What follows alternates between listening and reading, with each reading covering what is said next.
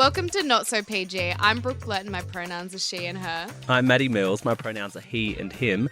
And before we get started, we'd like to acknowledge the custodians of the land on which we record. For me, that's the Gadigal People of the Eora Nation. And for me, that's the Wurundjeri people of the Kulin Nation. Let's go. Let's get into it. Oh, okay. Well, Pride month is over. Pride half a month is over. It was 17 days of my life that I am so happy I got to experience. Like, it really was, I must say, like, some of the best times of my life. It felt like all of myself was celebrated, and that's why I've kept the Pride vibe alive, and I'm wearing my Camilla Pride tee in studio today, because even though it's over, I'm going to try and linger the feeling out. Linger the feeling. You're still just going to drag it out as much as you can. In a very non-social way. Like, I don't want to see another gay person for years, but no, I'm kidding. Like, I don't want to see, like, the commotion around Pride for a long time. Like, I'm happy to wait another year because it was hectic, mayhem, like crazy AF. But the feeling and is elation a word? The elated feeling of my queerness is at an all-time high. Mm-hmm. And literally, I could be at the top of a building and just scream at the top of my lungs, I'm gay! Go on then. I'm sure there were a lot of people screaming, I'm gay, on the march. You went to the march, which was the sort of wrap-up of Sydney World Pride, which is so exciting. I mean, I didn't get to go to... Actually, no, I did go to one Sydney World Pride event. You were in and out, babe? I know, like a one-night stand. You were seriously... I was like, she's in my city, and now she's not. Literally. I feel like that's the relationship I have with Sydney. It's like a booty call that I just like go and get what I need to get done and then leave. That is so true, because I remember you were here once and you were like, you know what, Sydney, I just don't know if like I could ever live here or I could ever like, you sort of had this feeling of like it was very temporary for you being in this space. Yeah. Why do you think that is? I don't know. I feel like, you know, Perth in West Australia is always going to be home, but Melbourne has got a bit more culture to it, you know? Like I see a lot of the mob here and I feel like the mob here just... It's a bit more cultured. Yeah, it's a bit more cultured. No, but I get you. Yeah, I get you. It. I mean, yeah. Sydney, I'm going to just say Sydney is like, honestly, that booty call or that like... Yeah, but she's a sexy city and you know what? You will come running back and you know what? You'll have the one night stand and then you'll be like, okay, I'm going back home. And then you'll come back again in a few weeks or a month. It's that really hot person that you just want to hit and quit, you know? Hit it and quit it. Do I want to marry them? No, because they're a headache. No. Trust me, I've been here. It's a headache, this city. But, you know, the Pride March, it was on Sunday and I had to make a really mature decision about the night before because it was the big Bondi Beach party. And you know what? I got invited to be on stage with Nicole Scherzinger as part of her 20-person squad and I turned it down. And you know what? I was like, it was a confidential thing. I couldn't talk about it, but now that it's happened, I'm just going to talk about it. Oh my God. I got an email a couple of days before saying there's going to be 20 people supporting the Camilla brand who would be Nicole's backup squad for her Bondi Beach set. Yeah. And we're going to meet her, have a rehearsal with her, do photos with her, get to hang with her dancers backstage, and then perform with her on stage. And I was umming and ahhing about it because I was like, the next morning I had to be up at 5:30 to do the march. And for me, that was super important because of what it symbolizes. And so I stayed in. I didn't go and meet Nicole Scherzinger. I gave up my Bondi party tickets and I was a good boy. Like, how good? I must be growing up. You just turned down your pussycat doll moment. Literally. Oh, don't. I'm going to cry. You literally. Oh, what? I'm proud of you, but equally disappointed that you just didn't commit. You didn't. Yeah. You just had to do a little dance. Could have went home afterwards. Did a 5:30 wake up.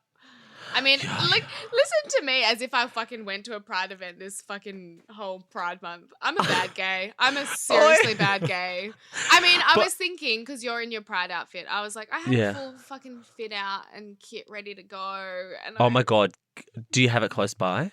I mean, I could quickly go get changed into it. Do it. Come on, we need to bring the pride vibes for you. Okay, can I live All out right. my queer pride party on this podcast? Do it. I'm going to click my fingers and you're going to be in your pride outfit. Ready? 3, 2, 1. Oh, oh my God. This was a missed opportunity. The bag. Literally. Yep. Rainbow bag. Rainbow dress. Look. Girl. Feathers. That's amazing. Oh, so it's 2 dresses. Yeah, it's 2. Oh, that's hot. And the shoes. And the shoes. Wow. They're more stable than my whole life. Oh, I just got a cramp in my hamstring. Nunga, that's Nunga Barbie there. Look, there we go. No, I'm so sad that I didn't get to go, but you know what? I think it was a blessing because I'm not feeling dressed at the moment. Yeah. So I'm dressing for how I want to feel. Well, I wish that I look half as good as you at Fashion Week, girl, because I am fucking not ready. You're walking anyways. Oh my God, yeah. So I'm coming to Melbourne very soon, in a day or so, and I have a few commitments, but most of them are around the fashion festival. So the PayPal Fashion Festival, Melbourne Fashion Festival, and I'm walking in the closing show. That's right. Oh. So are you going to attend? I'm doing All About Women Festival. Oh, wow. Yeah. I love that. So it's going to be huge. So you're going to be here and I'm going to be Sydney Opera there. House. Literally. This is what This happens all the time. I probably won't see you, will I? No. But look at us, a little bunch of divas going to fashion shows. Who are we? Is this the life that we manifested? Is this literally what we thought for ourselves? Like, in a matter of time. Like, yeah. We would be screaming out, I'm queer. Who would have thought, honestly? When I got this tattoo, see this stupid Shaka's tattoo that I got, but I love it. In there, right? Yeah. Is a rainbow. And the rainbow represented when the marriage equality bill was passed. Like when it was like, it was all like we had to vote yes, right? Yep. And people said yes. And it just seems so silly that was 5 years ago. So my nephew is 5. And so he was born when that happened. And now he will just know that everyone can get married, right? He will be the generation that will just be like, oh, that was a thing, and not even question it. And I just think, wow, like how, my ancestors and the people that went before me have sacrificed so much for me to be living so freely, to do the Pride March, to do the Sydney World Pride. Like, isn't that insane? And you know what? That was the exact feeling we all got on the bridge. I was right at the front where the 78ers were. And to think about the difference that their life had, like the journey of their life from when they were met with like boots and batons at the protests, when Mardi Gras first began, to now Mardi Gras being this massive symbol of still a protest, but like pride.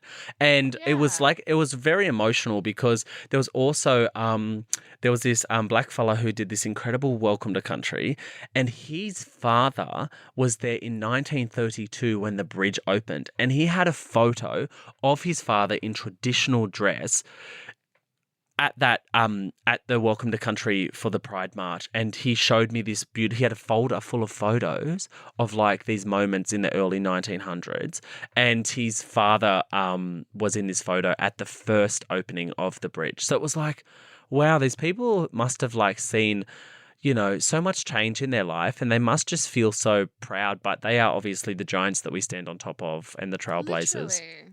Right? Yep. How exciting. Also, like, you think about your work, and we're talking about like, oh, this is the life we manifested. I wanted to share a little moment that happened with me during Sydney World Pride, and it was like this really special moment, and I got really emotional, and I still get emotional when I think about this, because it's like you don't know the impact your work has until someone tells you, and it's like, I've been working, in the industry now for, a little while, and I sometimes forget that it's more than a job, So you get up and you go to work and you do your thing. But I had this one fella come up to me, and it was at the Black and Deadly Gala, and he wanted to share something with me that was just so beautiful, and it made me cry, and it made him cry, and we were standing there crying together as two queer black men supporting each other. But he told me that when he was 2 years ago, when he was incarcerated, I don't want to say his name because I think this is like a private thing, but he did do a status that I want to read out because it's beautiful. But he told me that when he was incarcerated, and there was a few times where he was really at his lowest, and that he would have to bargain with his cellmate on what to watch on TV because they shared the TV at a certain time. Yeah. And so a lot of his bargaining was around what I was doing. So he was so inspired by me being on NITV and on Getaway that he would bargain with his friend to make sure that he would watch the TV when I was on there because I was a queer black man who inspired him. And I just want to read out this beautiful status that he wrote because I know it was such an emotional moment for me. But I want to read this out because it just shows that like you don't really know your impact until God, somebody tells you. I know. Even when you feel like you're just cycling and you're just doing jobs, you don't realize that how much people actually take what you're doing into account and how much that has an impact on their life and how it makes them feel seen and makes them feel heard. Here we go. I feel really proud of our community, the gentleness, the reciprocal givings, the yarns, the tears, the laughs, the crazy moments that we all have shared this week. Sharing stories with Matty Mills last night, we both were speaking from the heart and it brought me to tears. I was telling him how much of an inspiration he is. I was in awe. I even fangirled for a minute. You see, I was locked up since I was 24 years old. I was constantly going in and out of prison, continuing a vicious cycle that the white men have created since our discovery. Told him when I would sit in the cell past 3 p.m, after receiving my feed and laying in a 2x4 with a random cellmate, I would look forward to watching Getaway at 5:30 p.m. My cellmates knew, you get home and away and I get Getaway. I looked forward to seeing a black, queer and deadly man on TV, showing me the world, showing me a great life, inviting me from my cold, damp cell for an hour every day. I felt safe, I felt included, I felt loved. It was something I really looked forward to every day, to escape the toxic masculine environment, which is prison. Oh my God. I couldn't believe it. And like the words that came out of his mouth on the night when he met me, he said to me, you saved my life. Oh, I'm getting emotional because like you don't realize your impact, right? It's like you think that it's just a job or it's just like a thing that you think about the impact, but sometimes you don't realize what it actually does.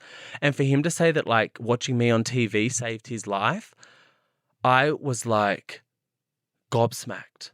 I couldn't believe it, and it stuck. This was at the beginning of the night, and it stuck with me for the rest of the night, and I couldn't get it out of my head. And then the next morning, I woke up and I had been sent that status that he wrote, and people had screenshotted it and sent it to me.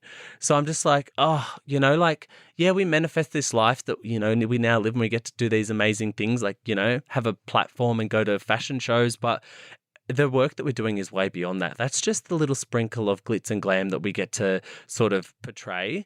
But like the work, it speaks for itself, like our people in jail who have very little hope in spaces like that are watching us on TV and are super inspired, and it saved someone's life. Like, oh my God. I'm a little bit speechless because I think that just shows the impact that you've had. Like not just even just on one life, like how many other people would feel like that. And I was recently on a panel, and it was my only Sydney World Pride, and I was on this very very impressive panel of people, and I think we spoke about the feeling of being seen and heard, and it goes beyond that. But when they asked me who was my like gay icon or someone who I looked up to, and it was always someone who was on TV. Like it was someone that, because I didn't really have role models in my community other than my my aunties and my family. I didn't know who to look up to. And so for me, I think about all the other young kids that also look up to people that are on TV too. And if if you could just feel yourself being seen through someone who shows what you would like for your life or what you want to do with your life, isn't that and that's just like that status is just so beautifully written as well. And I honestly, I would have that as inspo every day for you. If I were you. Like, I think it's so beautiful. You are an inspiration, and I think you do amazing work, but I think you forget that as well. And I think a lot of people often forget the history, the impact that this is making for the future generations of our young queer people. But you know what? I felt it over Sydney World Pride. Like, I worked my ass off for our community. Like, I worked every day to amplify the voices of, Black queer people and to share their stories with the world. And I still had a lot of fun. Proud of you. I felt like, I worked really hard for our community during this time, and like, I felt proud. Because it was Pride Month. Exactly. We are all proud. Oh. Well, you know what? Speaking of Black Pride, but let's talk about black poop. Now tell me. Now, you've been pooing black pellets. You big kangaroo? No. So the reason why I didn't go to many more Sydney World Pride events was because I've been pretty unwell. I think, when we talk about our childhood and everything, I had a lot of health problems growing up, and I now deal with the consequences of that. And so, because, a lot of kids in community have like nose, ear, and throat issues, and like have to see a lot of nose, ear, throat specialists. So that was me, little right? snotty nose kids. You're a little snotty nose. I was, and so now I deal with the fact that I get ear infections all the time and have like colds, and I'm anemic, so then I have to take iron supplements, and iron supplements make your poo black. So yeah, is it like black? It's like black. It is the weirdest and strangest thing. Sorry. So have you ever Googled queer to black poops, but it is very absurd. Have you ever Googled like the poo color chart? Yeah, all the time. The stool chart. Yeah. So what's the color supposed to be? They're not meant to be black. Okay. And if you're anemic, all my anemic people out there, I feel you. I got you. Like, and I don't eat a lot of red meat. So people are like, well, why don't you just eat meat? And I'm like, why don't you eat meat? Wow. That's a good one. I like that. That's a good comeback there. Yeah. It's like when it's like, I know you are. I said you are, but what am I? What am I? So your poo-poos. Your poo-poos, yeah. Our conversation always leads to shit around you for some reason. It's always like, Brooke pooed her pants once. Australia's Bachelorette, y'all. Isn't it weird that I'll be the last Bachelorette that they'll ever have until they bring the show back? It'll be you, old girl looking for love. Hey, hello, boys and girls. I'm back again. I'm back, and I'm blacker, and I'm sexy. My titties down to my belly. No, you can flip them over your shoulders. Want to see a party trick? Don't take your tits and eyes before we get cancelled. Okay, back to black poops. For all my anemic queens, take your iron supplements, take your medications. You've been with black poop, and I've been with black pride.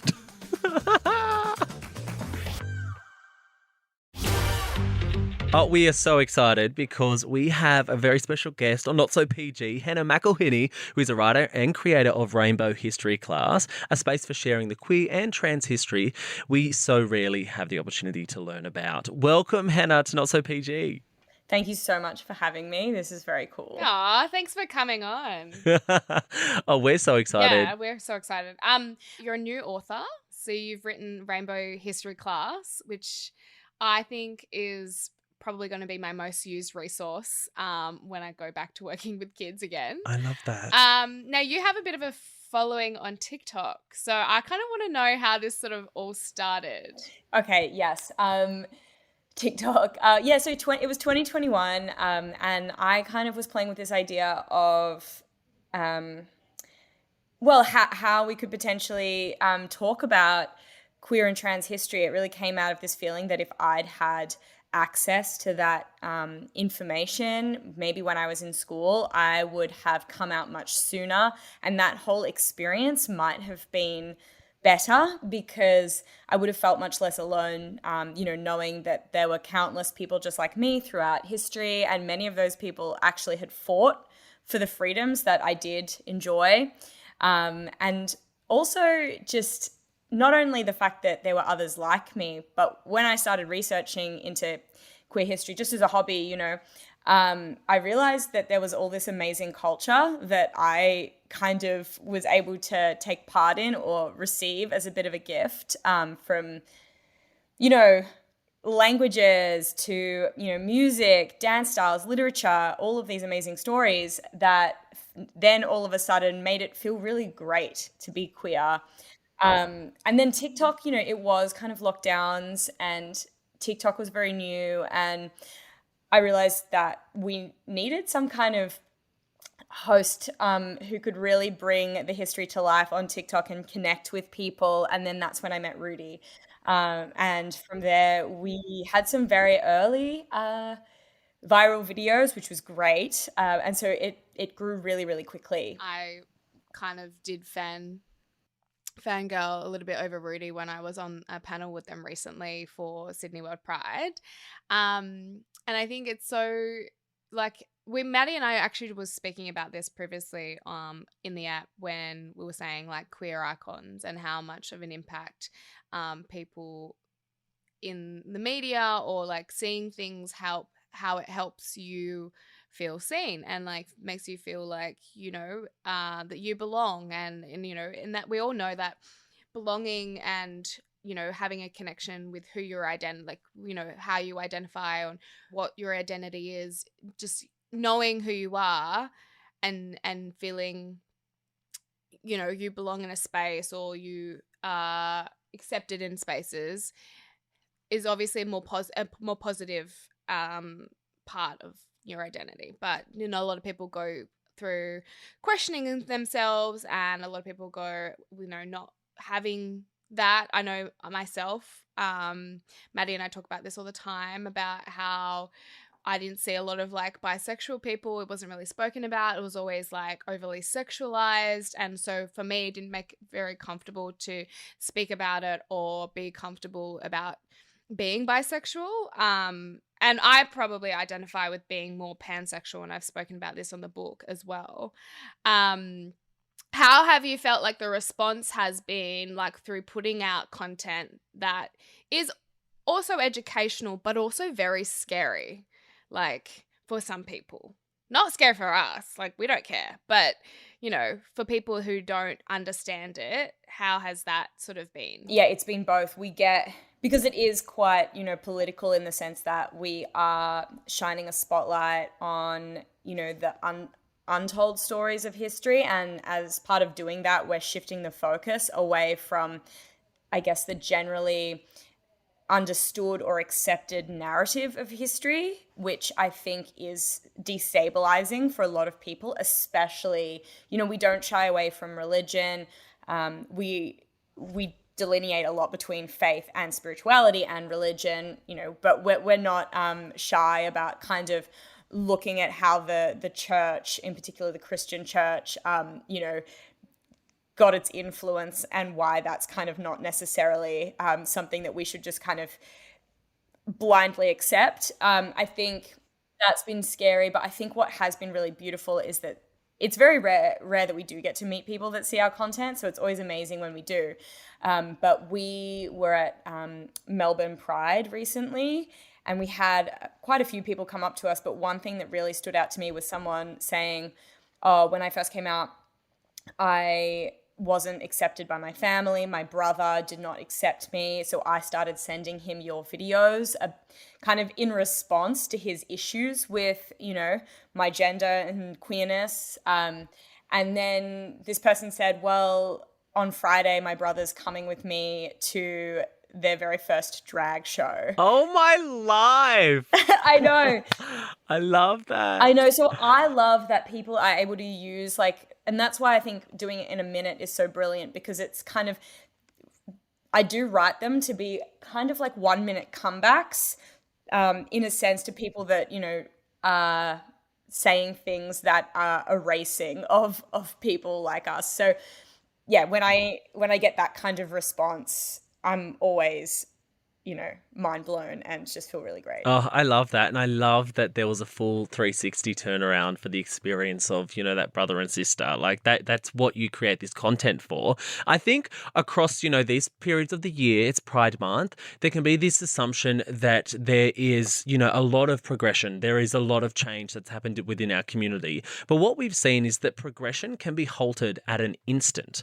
And we look back, all we have to do is do a historical reference for this, and we look back in the 1920s and 30s, the early 1900s, there was progressive movements, especially within the arts culture.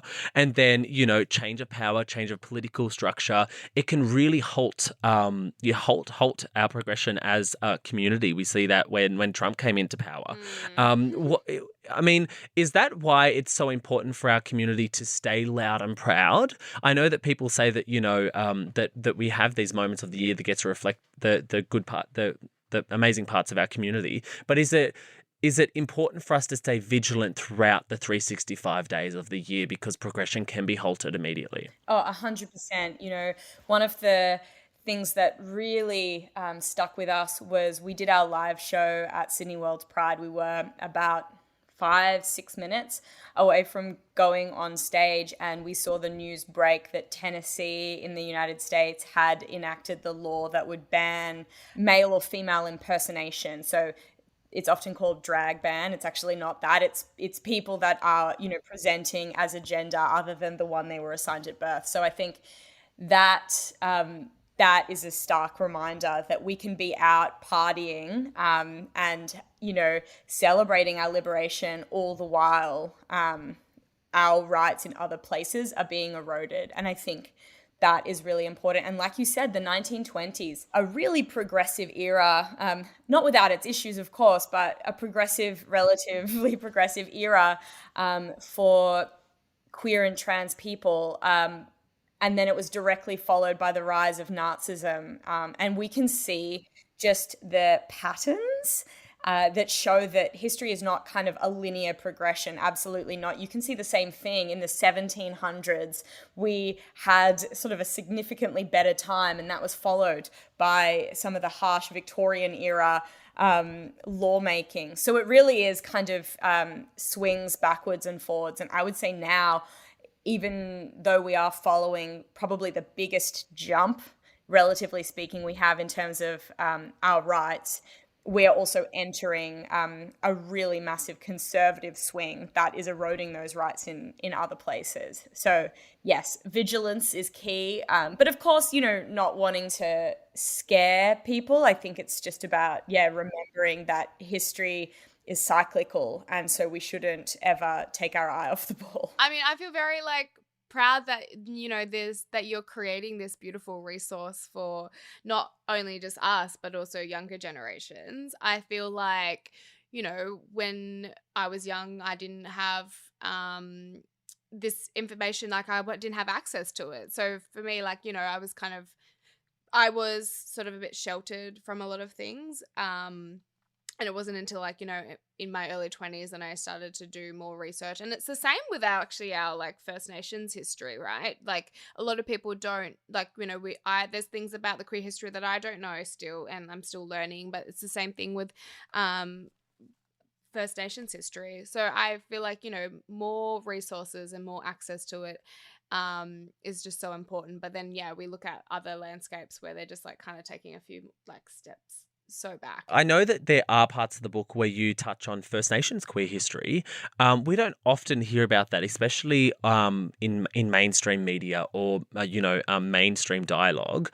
What is it that you found out about First Nations history? Were there any sort of surprises for you? I think the biggest surprise, or if not surprise, the impactful discovery was the fact that the link between gender and colonization is so profound and so little spoken about that it is shocking. I think we have obviously a huge long way to go in terms of truth telling about our colonial past. But I think even when we are, speaking about that, or it's being taught to us in schools or other places of learning, what's often left out is what came with colonization. So obviously there's the genocide of First Peoples and the erasure of that culture and the severing of kind of cultural transmission, which makes it so difficult to find First Nations history. But what they also did is they imported British laws. And so that is so important because before colonization, and I'm talking about European colonization specifically here, before that began to happen, there was just such a wide, diverse array of genders and sexualities across different Indigenous cultures around the world. And a common thread is that there were so often people that defied gender lines, and it's not that they were non-binary, how we would say today. They were just another gender. There were multiple genders, and often people that might have been what we might call assigned male at birth, but possessed of female spirit or expressed themselves as women. Often they, in different Indigenous cultures, held the role of healers or shamans or very respected leaders. So we now know that things looked very, very different. And what happened when, countries like now so-called Australia were invaded was that those laws that the British government had put in place against homosexuality, against cross-dressing, they were just imported to the colonies. And basically what that means is that when people say, oh, well, there's man and a woman, like that's just how it is. Actually, that's really new. That is a colonial import that really, in terms of populations, if you think about all the Indigenous peoples around the world and then just these white Europeans, there's a small group that had a far disproportionate influence. And that happened really recently when you think about how old so many Indigenous cultures are. I mean, here we have the oldest living culture in the world. And so the fact that the slice of time where we've been talking about things like man and woman and relationships like that, very, very new in the timeline. So I think that was just such a profound discovery, looking at the depth and how obvious it is. So I guess that really unraveled so much of how I think about queer and trans history. What is the most bizarre part of some of the research that you've done that might make people feel like, oh, what the hell? One of the funniest ones that I found is maybe you might have heard that lesbians were never criminalized because Queen Victoria thought there could never be such a thing. Have either of you heard my that? gosh. She was so in the closet. That's a myth. I mean, it's possible. It's possible. She said there could never be any such thing as lesbians, which is why lesbians weren't ever criminalized. That is not true. When I was fact-checking that, I found out that Queen Victoria and the British Parliament were absolutely aware of lesbians, and there are these court documents that I guess not court documents, parliamentary transcripts of the British Parliament in like the 1900s talking about the threat of lesbians. And what they decided was that they wouldn't criminalize it because by making it a law, they would like maybe put the idea into too many women's heads.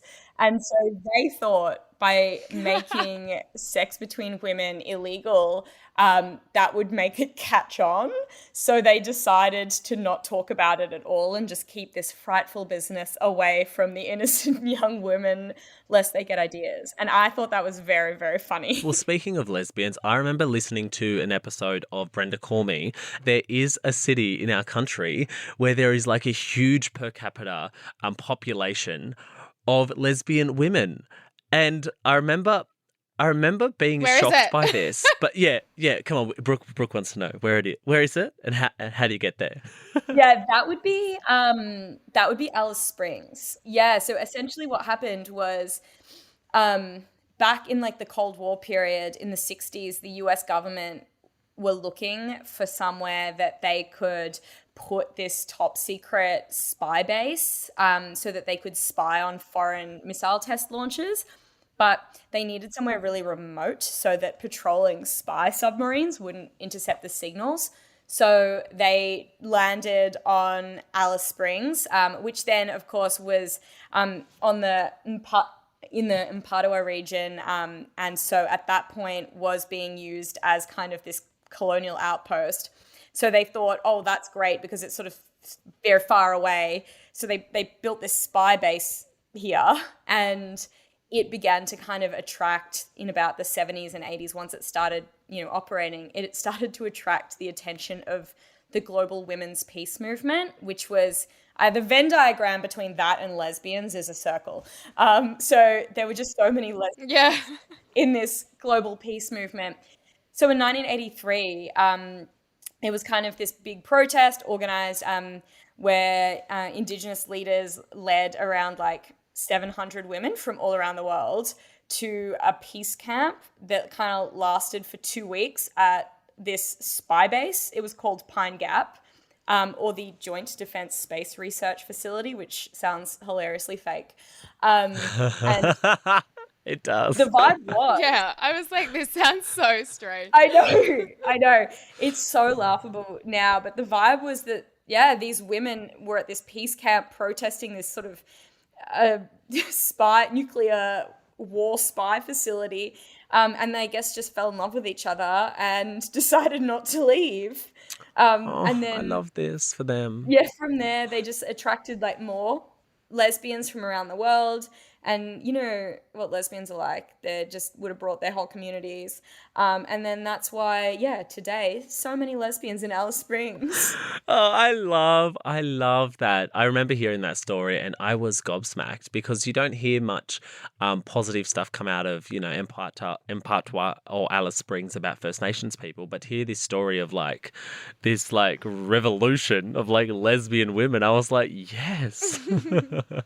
I love it. Kind of gives me like community football vibes where like I was playing footy and I just like recruit all my friends and then by the end of it like yeah. I think so. Like I imagine, if you ever went through a breakup and you were a lesbian, I would be making a beeline to Alice. I'm on my way, babe. On my way. The gay boys dye their hair blonde and the lesbians just go to Alice Springs. Oh, I love that.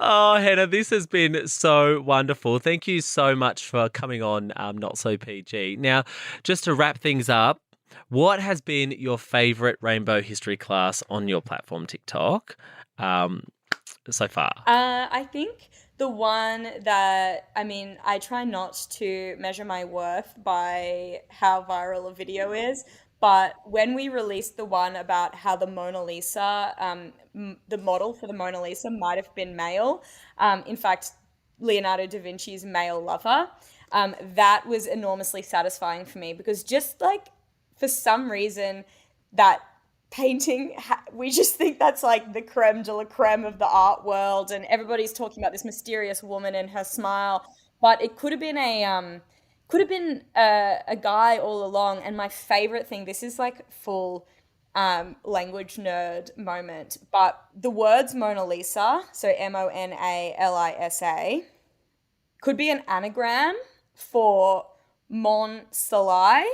Now, Salai, Salai, is the name of Da Vinci's lover, and he finished the Mona Lisa in France. So MON in French is my Salai. Oh. Yeah, it is quite possible that the Mona Lisa might be an anagram and it could have been a joke, because I think something that we often forget when we're looking at history is that there were trolls back then too. I kind of love the idea that, you know, Leonardo da Vinci, camp as hell. Like, of course he would have a little joke and turn his lover into the Mona Lisa. So that's kind of one of my favorites because it's just, yeah, so wild.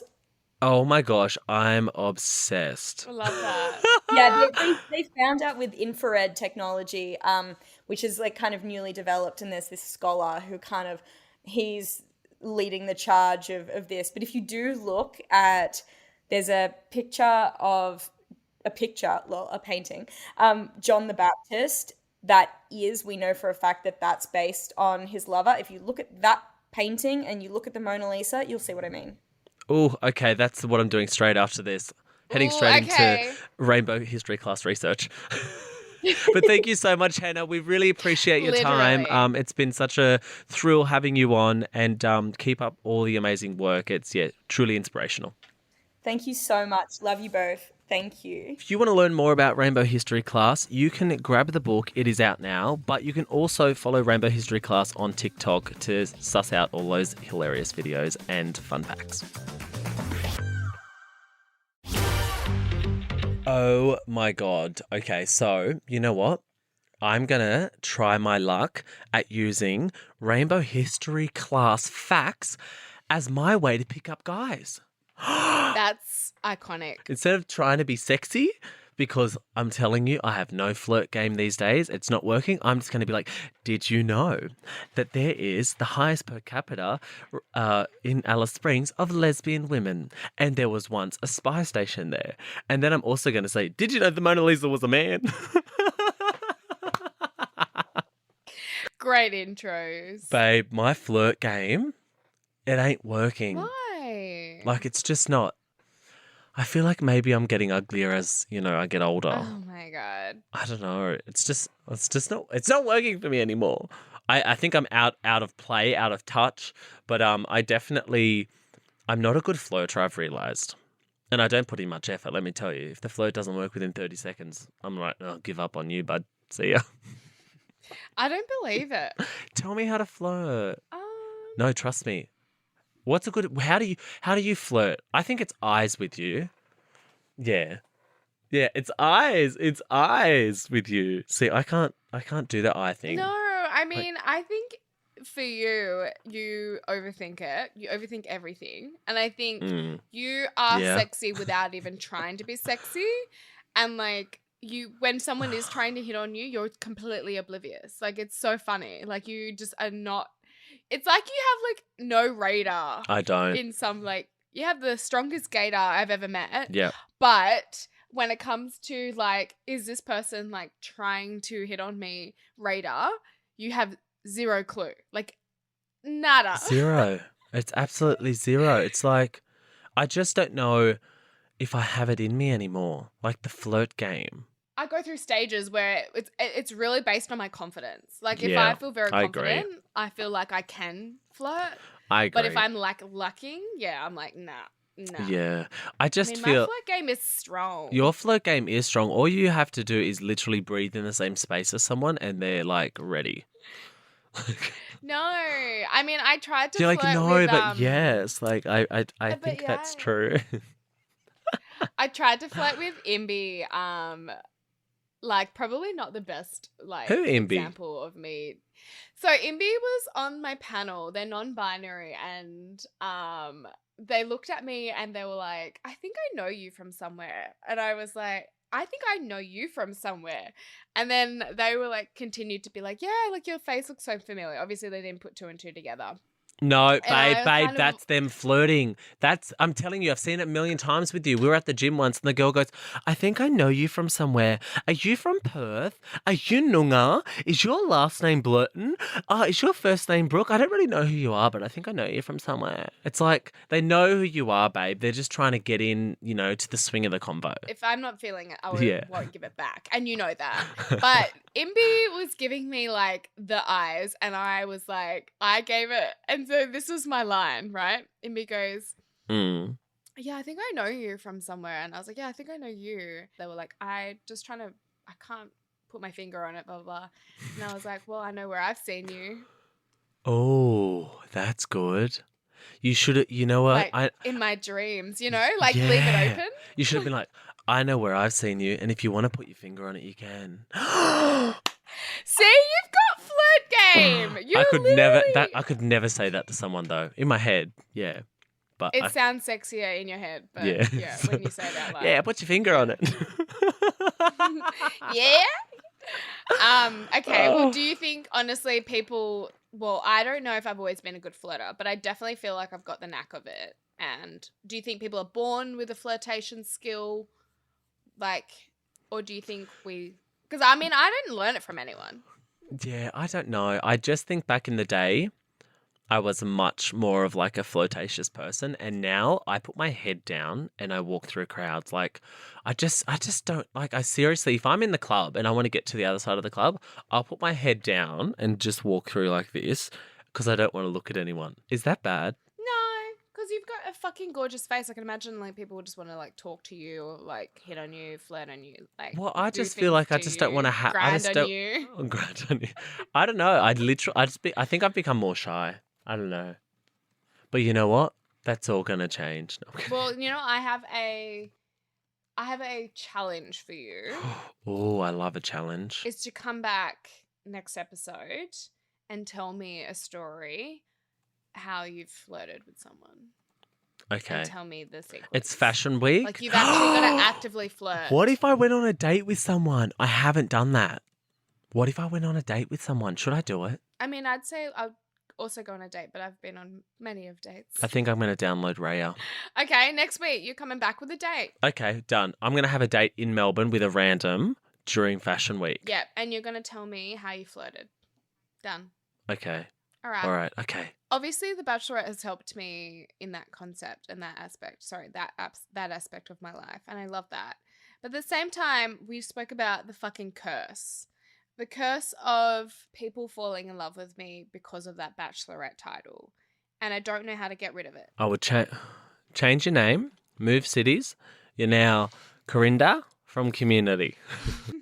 No, I don't know. I don't know what the practical element to that is, but I think that possibly dating them as an alias for the first few weeks. So pretending you're someone else and then coming out one night when you're in bed just like, surprise, it's me. I'm Brooke the Bachelorette. I can't look any different though. Literally look the same, wigs. Sis. Wear wigs and big sunnies. No, I don't know. I know it's a bit of a curse. I know it's an issue, but I think you just got to be like honest and see through the bullshit of like people trying to just, date you for clout. Yeah, because my poor little heart can't take it. Yeah. If you get that ick, they got to go. If you get that ick, they got to go. I need to stop dating and you need to start dating. Okay, done. All right. Okay, all right, done. Well, that takes us to the end of the episode, guys. That's all we have time for today. If you love us, leave us a 5-star rating and a little review. And if you want to tell us something, follow us on socials and slide into the DMs. Matty's handle is at It's Matty Mills. My handle is Brooke.Blurton. And you can follow all the Nova Podcast action over at Nova Podcast Official. Bye. Bye.